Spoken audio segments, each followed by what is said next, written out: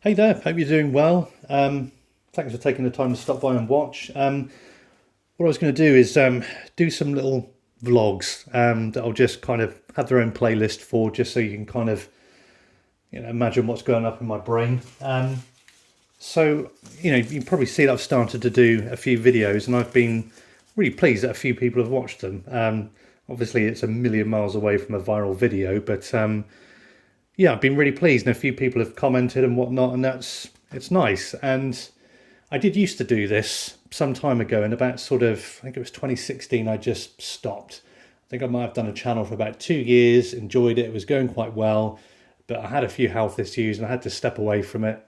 I was writing a blog at the time for a woodworking magazine, and that was quite nice, and it was good, but the only time I would get to do it is kind of after work, and I would push myself so hard to try and keep up with it, and it was stupid. I don't know why I did it. I think I imagine it might be something where you're maybe hooked on people giving you good feedback. I don't know, or maybe you think you've got so much to offer and you keep wanting to show that all the time. But yeah, it just all just came to nothing in the end, and it wasn't even going to come to anything in the first place. But doing it in my own time, I thought, well, I feel about ready to start sharing a few things again, but I'm going to keep it super, super simple. And I'm going to finish off this dovetail saw review where I'm looking at a couple of cheap, affordable dovetail saws.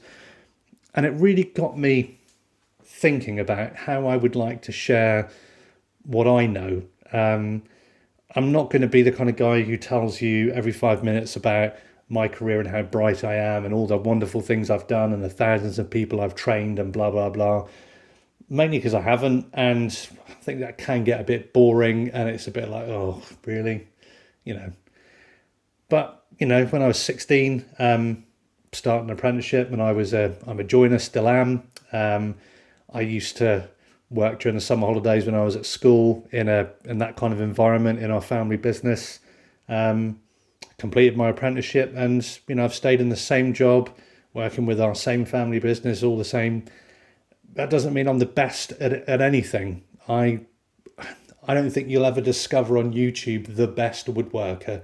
There might be the best woodworker on YouTube, but that doesn't mean they're the best. But I think even though I don't qualify myself as the best, I think I've probably got something to share. And my approach is going to be saying, well, if you want to give woodworking a try, it doesn't mean that you have to think, right, first off, big workshop, right, next one, massive workbench build, right, premium tools. And before you know it, you're not wasting, you do what the hell you want. You're spending a lot of money, a lot of time on something you might not even like, and maybe you're not even developing key skills. It's like, number one, I don't think you can build a good workbench straight off the bat. Really, a really good traditional workbench, I think it's too difficult. Making good mortise and tenons is relatively hard work. And I think it will just take a long time. And I think there's just key things that you need to learn first, like how to use a saw and chisel, and you don't have to spend a lot of money on those things. And I'm not saying I'm just going to stick religiously to that program, but what I'm going to do is start a playlist, and it's just going to be, I don't know what I'll call it, maybe like, I don't know, get started or whatever, something like that. And it's like, well, step one, what do you need to buy, and what skill do you need to practice first? And it kind of tied in a bit for when I did martial arts. I did taekwondo for a number of years, and I'm sure a lot of martial arts are the same, where it's kind of structured and you practice it and you go on to the next level, and you go on and you practice and you refine those skills. It doesn't mean that you'll always be doing practice joints, far from it. But I think it's really healthy to build a good foundation and then come away from that with some basic projects and keep building, keep building. If you just go into things really heavy, I think you're going to set yourself up to fail. So that's what I'm thinking of doing. Once I've finished up with the dovetail saw review, I'll get going on it. I'm putting myself under no pressure. The videos will be uploaded when I get round to it. And I don't really mind if people like them or don't like them. I don't really mind if they get views or if they don't. one of the things I really like is sifting through old woodworking books. If this stuff on YouTube is left up for years, someone might stumble across it and think, "Oh, that's fun." And if that one person has fun with the stuff that I've put up, then that's going to be enough for me.